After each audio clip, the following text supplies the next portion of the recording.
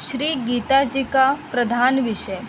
श्री गीता जी में भगवान ने अपनी प्राप्ति के लिए मुख्य दो मार्ग बतलाए हैं, एक सांख्य योग और दूसरा कर्म योग। उनमें पहला, संपूर्ण पदार्थ मृग तृष्णा के जल की भांति अथवा स्वप्न की सृष्टि के सदृश मायामय होने से माया के कार्य रूप संपूर्ण गुण ही गुणों में बरतते हैं, ऐसे समझकर मन, इंद्रियों और शरीर द्वारा होने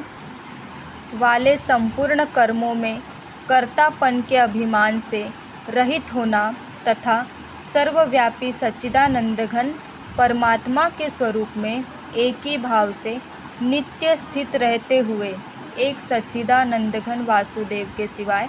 अन्य किसी के भी होने पने का भाव न रहना, यह तो सांख्य योग का साधन है। तथा दूसरा,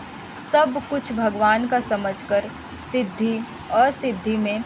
समस्त भाव रखते हुए आसक्ति और फल की इच्छा का त्याग कर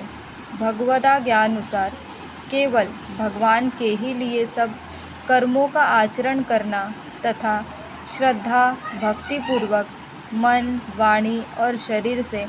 सब प्रकार भगवान के शरण होकर नाम, गुण और प्रभाव सहित उनके स्वरूप का निरंतर चिंतन करना, यह कर्मयोग का साधन है।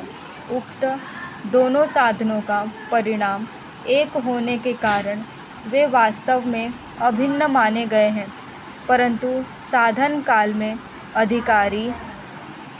भेद से दोनों का भेद होने के कारण दोनों मार्ग भिन्न भिन्न बतलाए गए हैं। इसलिए एक पुरुष दोनों मार्गों द्वारा एक काल में नहीं चल सकता। जैसे श्री गजाजी पर जाने के लिए दो मार्ग होते हुए भी एक मनुष्य दोनों मार्गों द्वारा एक काल में नहीं जा सकता। उक्त साधनों में कर्मयोग का साधन संन्यास आश्रम में नहीं बन सकता,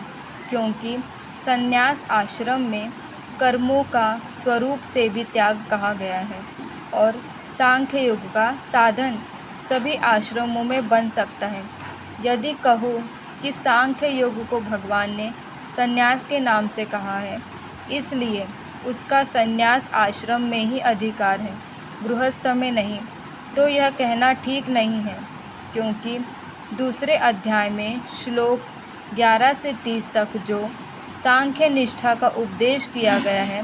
उसके अनुसार भी भगवान ने जगह जगह अर्जुन को युद्ध करने की योग्यता दिखाई है। यदि गृहस्थ में सांख्य योग का अधिकार ही नहीं होता, तो भगवान का इस प्रकार कहना कैसे बन सकता। हाँ, इतनी विशेषता अवश्य है कि सांख्य मार्ग का अधिकारी देहाभिमान से रहित होना चाहिए, क्योंकि जब तक शरीर में अहम भाव रहता है, तब तक सांख्य योग का साधन भली प्रकार समझ में नहीं आता। इसी से भगवान ने सांख्य योग को कठिन बतलाया है तथा साधन में सुगम होने के कारण अर्जुन के प्रति जगह जगह कहा है कि तू निरंतर मेरा चिंतन करता हुआ कर्म योग का आचरण कर।